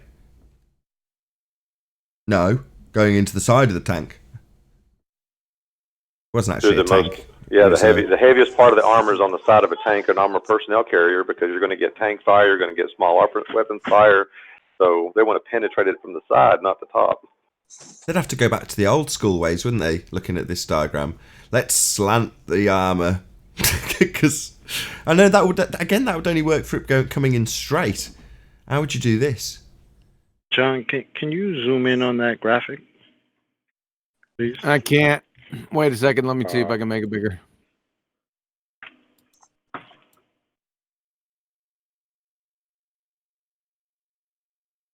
Yeah, there.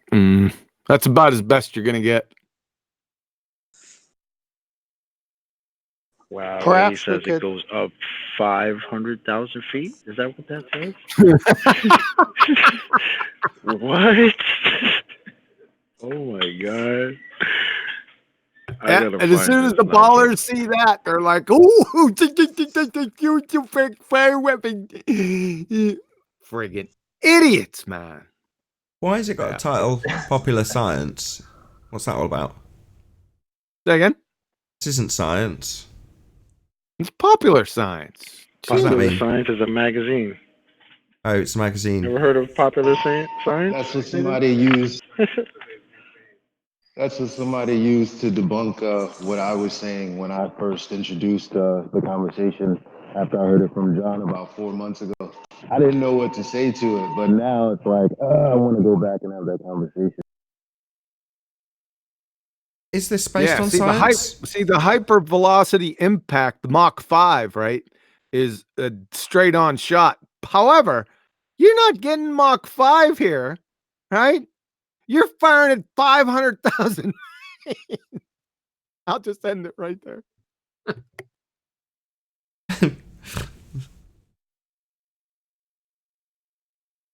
Very good.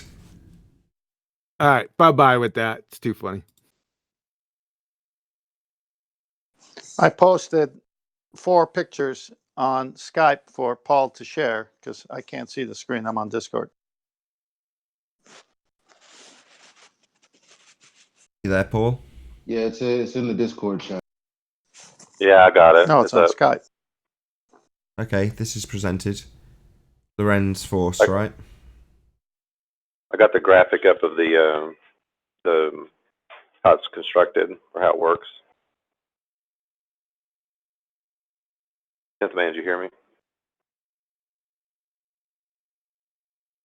Yeah, there's 4 pictures, just one after another. They're self-explanatory. Oh, okay. I thought you wanted to talk it through. There's no. I mean, you guys have killed this thing already 10 times over. The only thing left is to put a GoPro camera on it.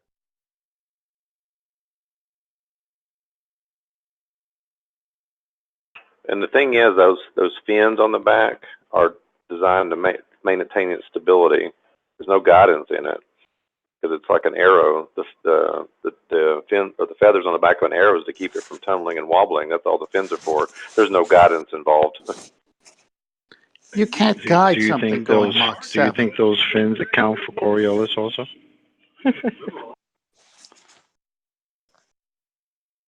I doubt it. Wait, what would they say is centrifugal force that's pulling the bullet back from 500,000 feet? That's insane. Would the target even still be where it's supposed to be at on a spinning ball Earth? Weird. I don't. At that sort of velocity, even with their claim of us rotating Earth, I just don't think there's any time for that claim to even be there if it was true. I would agree with Nathan on that one. Yeah. Which is an interesting point, actually, because after the trampoline thing, Simon Dan asserted he's caught the tail end of this is why we don't observe the Coriolis effect we need to prove Earth spins, and started justifying it on behalf of the other fundies who come in here and argue for the non-Coriolis effect that we don't observe and a justification thereof. And he gave, Simon Dan, a trampoline. And when we pulled apart that would be an example of non-Coriolis effect, some of the chat people below the video were saying things like, the amount of Coriolis deviation that we would observe in this trampoline would be 0.0 blah blah blah blah blah, on and on and on they go. And again, it's just interesting that even in the defence of a crap example that's justifying there being no Coriolis deviation, they will try and segue away from it by saying the amount of Coriolis deviation there would have been for the hang time of him bouncing up and down would be negligible. It's like, really? So what, this is a Coriolis demonstration with Simon Dan pointing out the negligible amount of deviation that we have as they bounce up and down, when the claim proof is supposed to be that you see deviation because Earth's rotating underneath, giving you the deviation. So what, we've got a really non-existent example of the deviation again, but that's how they justify it in the comments. So with this railgun, that would be, the principal argument if you were to try and weasel this or shoehorn this into an argument for there being some sort of deviation, meaning that they wouldn't hit their target. I just don't think it would ever shoehorn into that argument personally. Yeah, I think the railgun is just simply there's no curvature. Coriolis has nothing to do with it.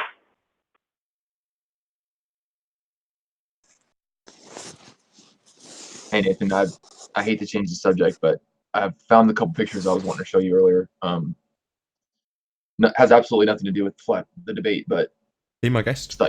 If you're interested in, I think that petered out anyway. I'd only asked it because it was, at the time, it seems obvious. The clue's in the title, right? When I was saying about indirect and direct fire, it is pretty obvious. But by the same token, it's nice for people to see that, those dots connected together, even though it's obvious just by what John did say to a cum virus. Anyway, I'm ready whenever you are, Chris. Yeah. So basically, these are. I was looking for these specific images that my wife took because she used that.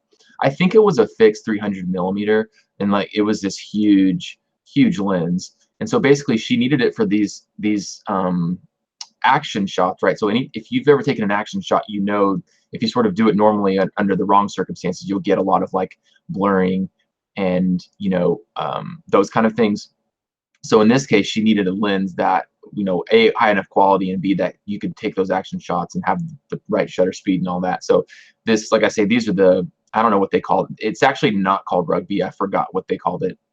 But she took some really cool shots. So now the crazy thing to think about is, because it was a fixed focal length, you have to imagine them on this field. She's about 50 yards behind or away from these people because the length, the focal length, and just the way that the lens takes the images or whatever. In other words, if she was too close, you would get something like this, right? Like you would have virtually no image, no people in the image. So like this one's really cool. These wide angle shots with the whole group in the scrum or whatever it's called are really cool. So again, this was with her Nikon. I think it's a D800 36 megapixel, and then a really high quality. Like I say, just to rent this lens, it was like, I want to say it was $200 to $300 for I think a day, or maybe it was 2 days, or I guess it was the whole weekend.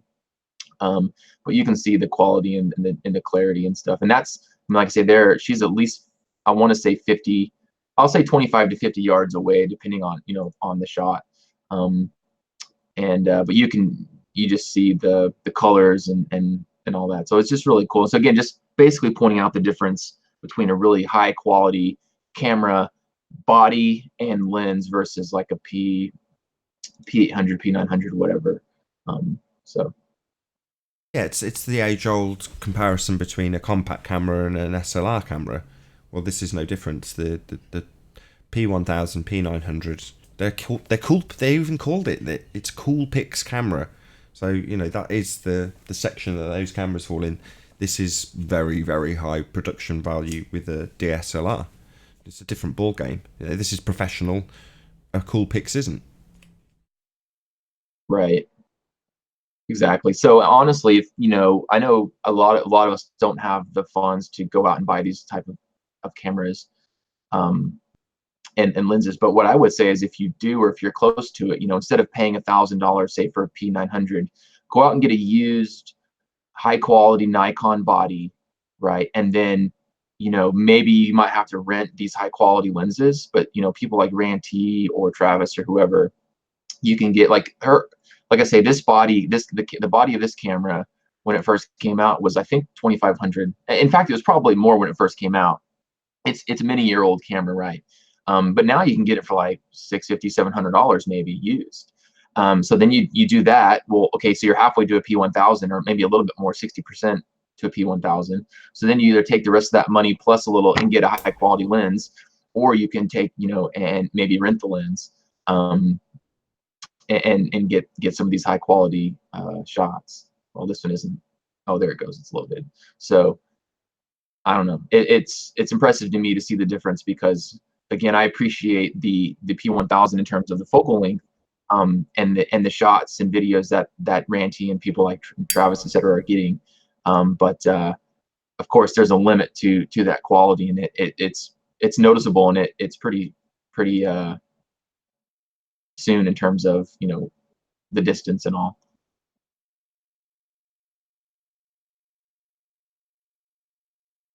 So anyways, that was it. Just thought I'd share that. It's cool. It's obviously not the greatest of subject matter to be studying in great detail, as it's sweaty men. But you can see the quality. Obviously, your point, it doesn't matter what the subject is. The subject matter of the photos are to make your point, and you're absolutely right. But we do get what would be considered amateurish pictures in that regard, because of the type of equipment that's capable of doing that at a reasonable budget. So it would be nice to see a few people going out with like a, $2,000 or $3,000 lens that they've rented for a couple of $100, and see what they can do on the end of a professional camera, trying to achieve the same results as you would with an amateur camera. That'd be cool, because we just don't see it. There's some ballers in the Discord chat saying that they want to discuss the railgun, I guess, but they're getting muted and all this fun stuff. Won't you let them come in and discuss this railgun? They're all off mute. They're all in the after show. Okay. They're already in here. They're just too fucking cowardly to say anything. They're going to wait till the after show, like they do every fucking day, and start their bullshit. That's what they do. They're fucking cowards. What do you expect? Danny, come in. The Arkham virus. Won't you come in? Puppy lover. The Kumu virus is in here. He's on the panel. Okay, So then is won't you speak up? Kosho. Yes, I am here, but I'm not gonna say anything. I don't even say nothing when y'all leave the show. I don't say nothing at all, ever. I just So listen. is Ram. He doesn't say So is nothing at Chief all, Dude and- ever. But you're in the chat going after it, saying this and that. So if you can go in the chat and do it, come on air and do it. Yeah, but I don't ever say anything on voice unless I'm called out. I don't say nothing. Well, you're You called out. just been called out. I don't even say nothing when they railgun. leave, and that's the reason I'm talking now. You have Well, talk to us been about the Just railgun. not do the debate this morning. Tell us how we don't understand the railgun. They're gonna tap their keyboards until the show ends, like yesterday, and then they're all gonna fucking flood in like a bunch of little bitches, and then start their. Look here, I don't even say nothing when they leave, so don't call me out on that. I don't say nothing. When they leave, I stick around for a little bit. I don't say nothing, and then I leave. Well, how about Phil? He's been saying stuff. Come on in, Phil. Come on, Puppy Lover. Come on, Danny. Come on in. But I can definitely attest to you not using the mic.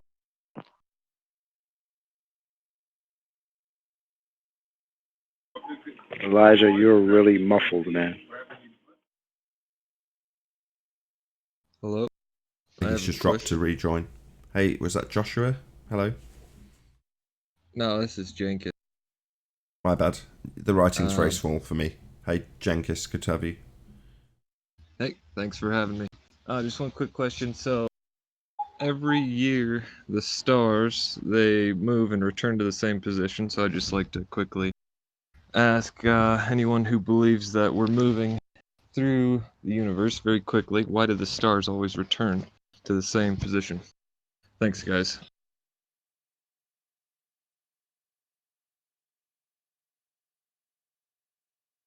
Ballers, that's for you. They don't know, but they will Google it and think they know because they Google. The problem with Google is we don't do what you guys do and pick a source and then run with the words. We're trying to look for contradictions and lies. We're not just believing words.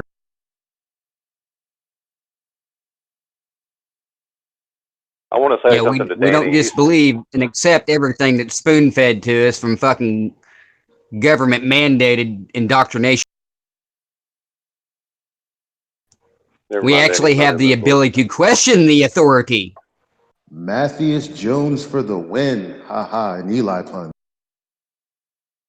Indeed, and as Matthias uses up my entire quota of YouTube fucks, I will say a huge, massive, enormous thank you to all of you who did join us on the Nathan Oakley premiering stream for hopefully smashing the super chat, liking, commenting, sharing, subscribing, and all that good stuff. Of course, a massive thank you to all of today's after show panel for making this show possible. Be sure to check out nathanoakley.com in the Flat Earth Debate Forum to keep up to date with the community debate. I've been Nathan Oakley, and I'll see you all in the next video.